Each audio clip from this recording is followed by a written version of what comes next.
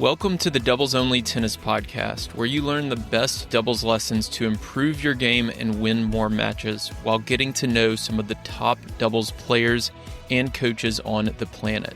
I'm your host, Will Bochek.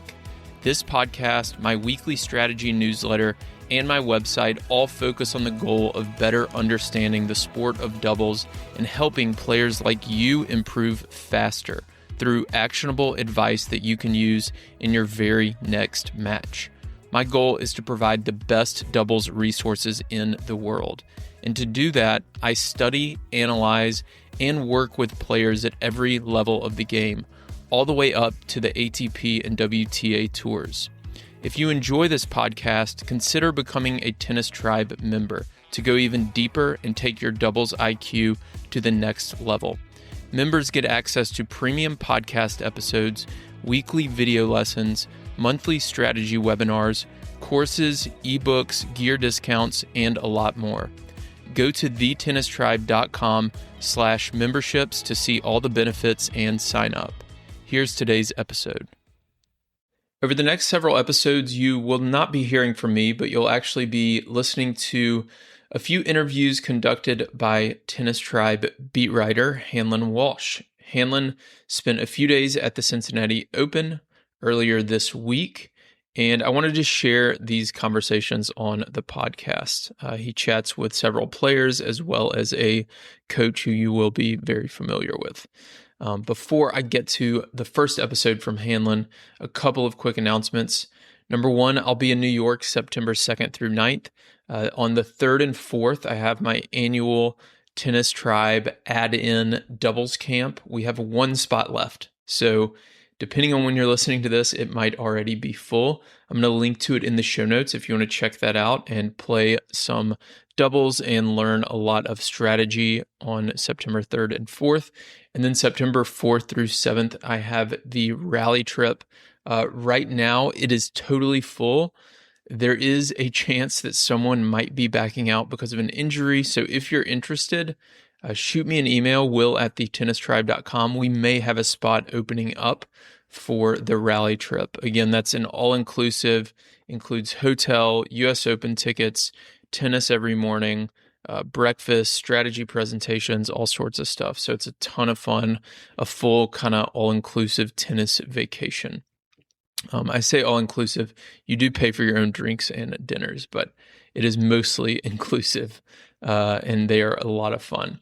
So let's dive into this episode with Hanlon. Erin Routliffe and Aldila Sutjiadi won the DC Open several weeks ago, and Hanlon caught up with them after their first-round match in Cincy. They talked about the first-round win, 7-5, 7-5 over Asia Muhammad and Fanny Stoller. They talked about what clicked in DC. And then Hanlon asked Erin about a match that he and I actually attended at the 2023 US Open that Erin called a turning point for her career.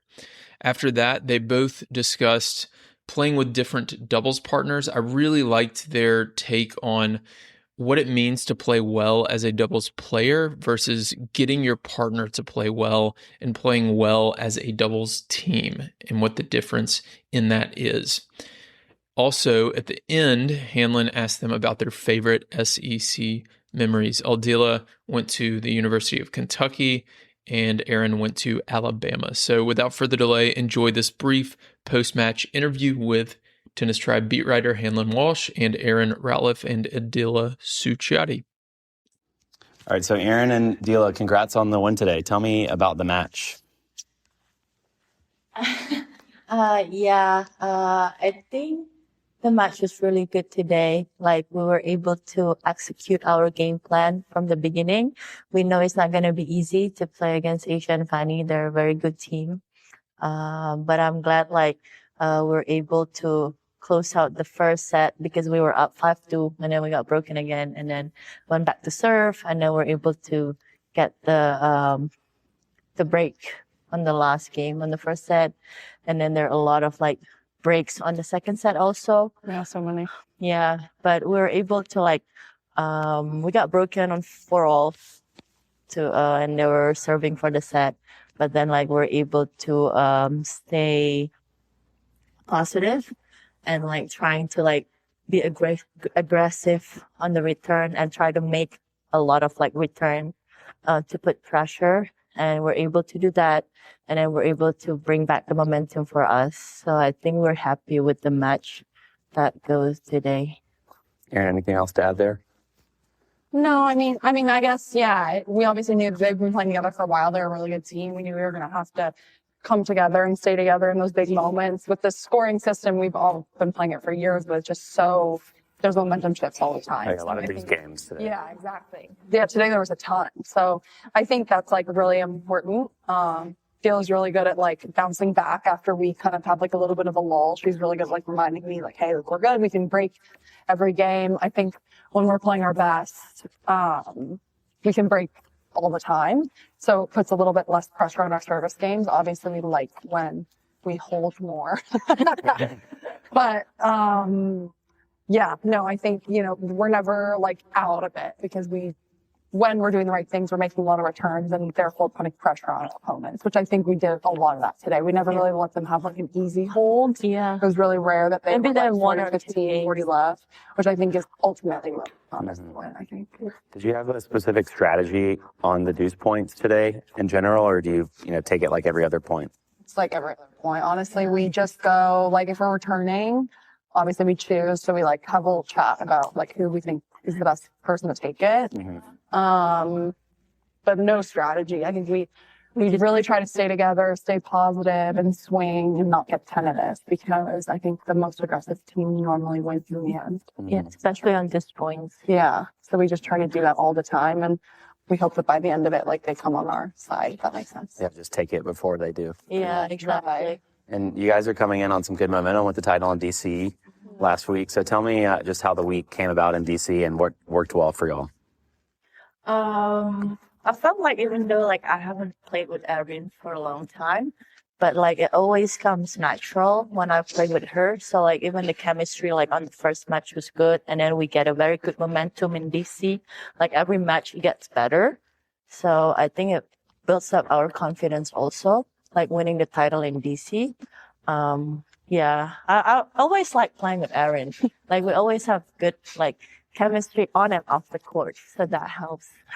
Yeah, it was nice. It was honestly, I don't know if you can say, well, have you ever won a title without playing a 10-pointer? No. No. That's crazy. Yeah. It's very rare. Yeah, Wow. we were like, we were crushing the deuce points in that tournament. Gotta be a nice break from the usual tour when you're like losing like 13-11, 15-13. Yeah.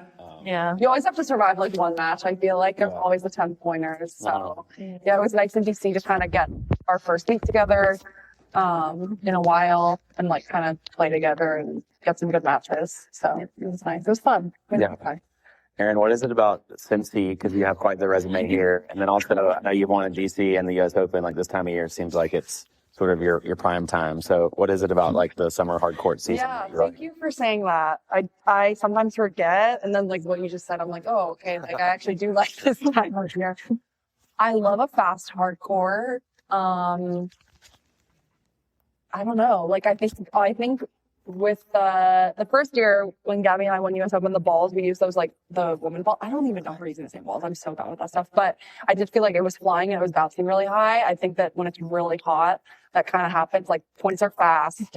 You need like quick hands, big balls. Like you hit big balls and like big serves are good. If you're hitting your spots and you're getting to your spot as like the service partner, then like you're gonna win a lot of matches. I don't know what it is about. I mean, I love playing at Cincinnati, obviously. Yeah. I don't know what it is about here. I love how many fans come out to watch doubles. Like we were on a smaller court today, but I feel like there was a pretty good crowd cheering for us. I most of the time love the heat, maybe not so much today. Today was Oh my God, today was the wind too. Today was freaking great. Yeah, it was windy. But most of the time I do like playing in the heat. So I guess, I don't know, hard court, heat. It's, close to home for me because my family's in Canada. So sometimes my Canadian blood doesn't like the heat. But I honestly I could not tell you what it is about it. But hopefully, let's pump Keep up it going, again.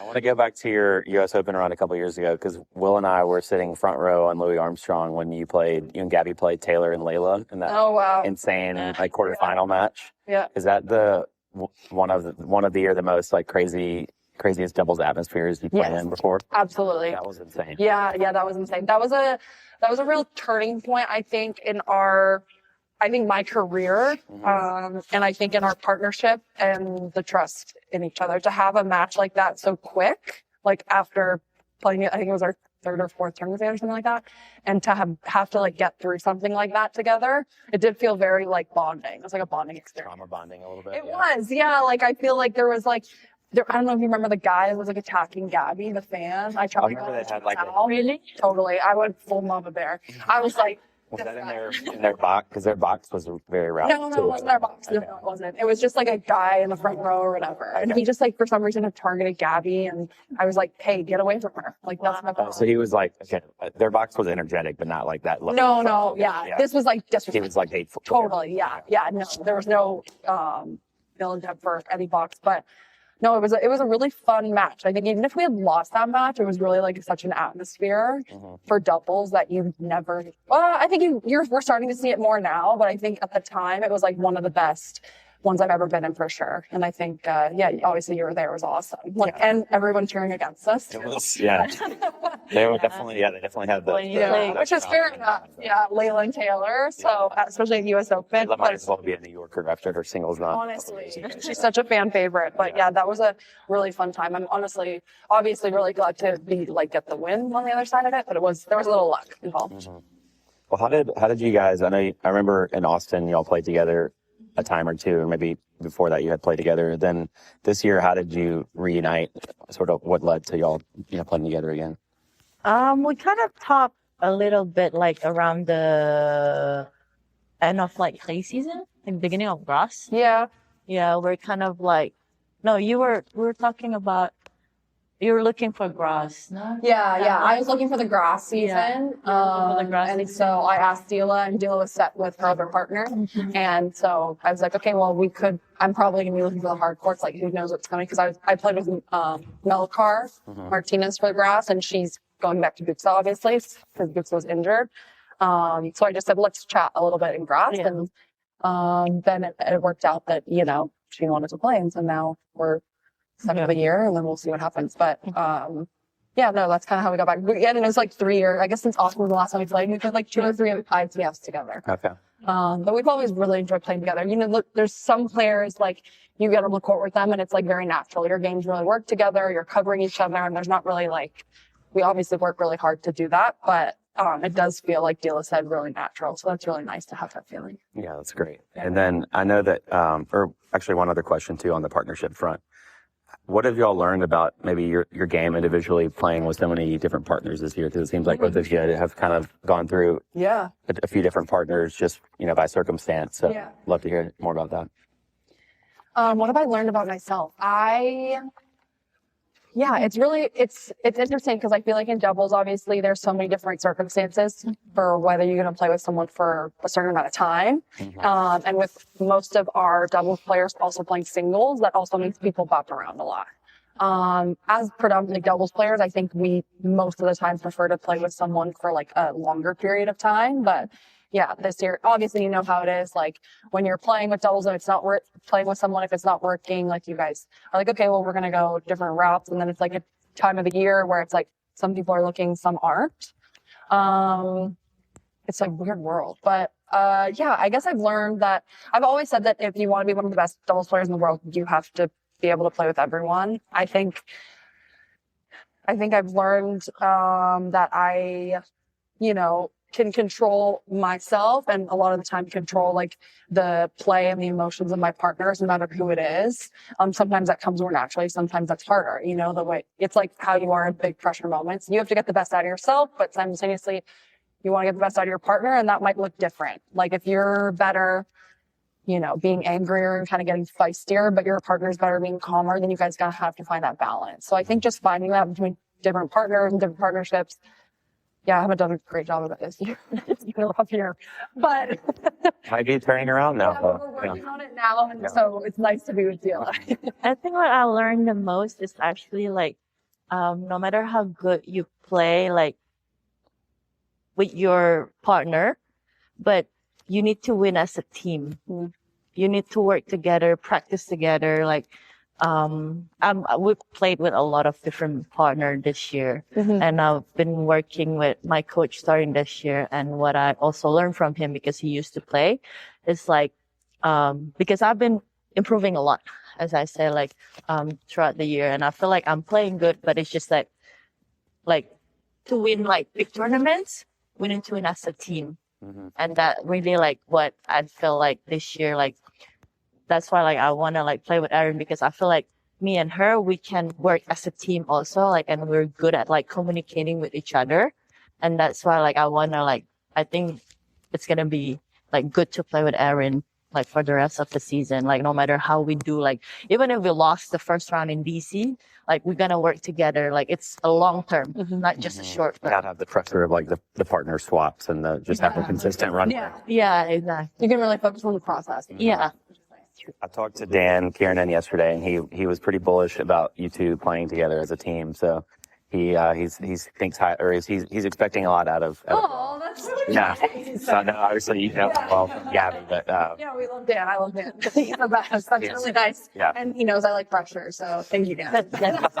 Yeah, I'm not. And then last question too. I know both of you are former SEC standouts. I live in Birmingham, Alabama, so Roll Tide. Yeah. Oh my God. Yeah, so fellow Alabama connection. So I'd love to hear from both of you, like, what's a favorite SEC memory? It can be tennis or non-tennis. And then that's part one, and then I have part two after that. I have mine. I think in Tuscaloosa, we beat Florida for the first time my freshman year, and we clinched. It was the first time to beat Florida in like 7 years or something, because Florida's like the whatever best in the SEC always, or was, I don't know anymore.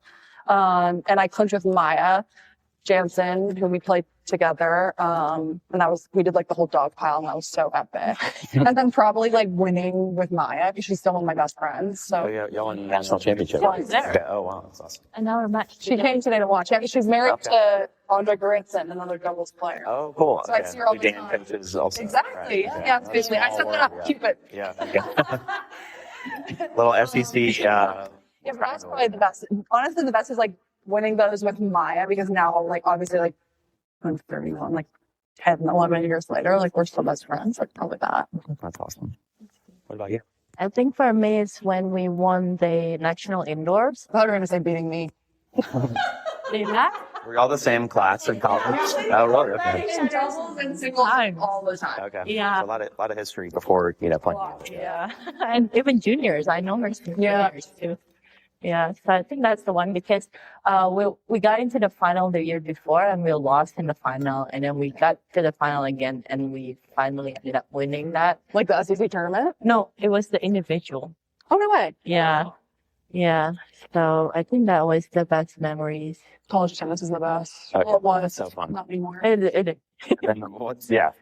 a whole nother topic. Yeah. What's one unique memory just about living in Kentucky and Alabama for both of you, because you both came from, outside of the South and, the country. So curious to hear about your experience in the South. Yeah. For me, it's more the food. Oh my God, I was going to say that. Fried chicken or To be honest, barbecue? I ate barbecue, white Alabama. Yeah, white barbecue sauce. So even good. though Kentucky Fried Chicken is from Kentucky, Oh, yeah. but I've never eaten Kentucky Fried Chicken in Kentucky. Okay.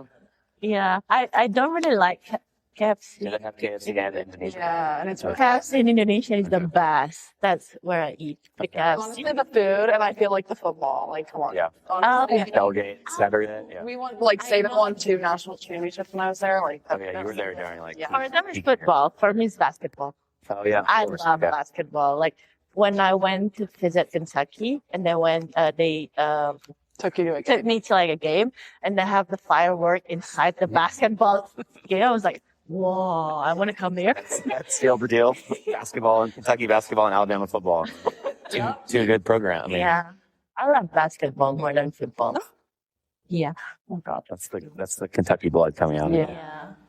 Well, thanks again, guys. Good luck with the rest of the tournament and the season, and hope you have a good hard court season. So thanks. Thank you very much. Thank you for listening to this week's episode of the Doubles Only Tennis Podcast. If you're interested in diving deeper into the world of doubles strategy, I've created Tennis Tribe memberships that allow me to bring you more podcast episodes, video lessons, webinars, and other doubles content on a weekly basis without relying on paid ads. The lessons inside the membership will help you better game plan with your partner, optimize your practices, and become the smartest player on the court. Go to thetennistribe.com/memberships to learn more and sign up. You can also join my free newsletter on our homepage, where I share a new doubles lesson every week. If you want to connect, you can find me on Instagram, Twitter, and Facebook, or contact me through our website. Thanks again for listening.